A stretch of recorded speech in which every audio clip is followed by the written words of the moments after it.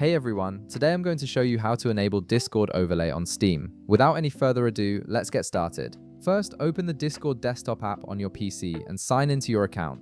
Once you're logged in, direct your attention to the bottom left corner of your screen. You'll notice a gear icon next to your username. Go ahead and click on this gear icon to open your user settings. This is where you can customize various aspects of your Discord experience and access important features. Now, in the left panel of your user settings, scroll down until you find the option labeled Game Overlay. Click on it to access the overlay settings. This section controls how Discord appears while you're playing games, allowing you to see voice chat participants and receive notifications without leaving your game. Once you're in the game overlay settings, look for the option that says Enable Overlay. Right beside it, you'll see a toggle switch. Click on this toggle to turn it on. This activates Discord's overlay feature, which will now be able to appear on top of your games, including those launched through Steam. With Discord configured, it's time to set up Steam. Open your Steam app and log into your account.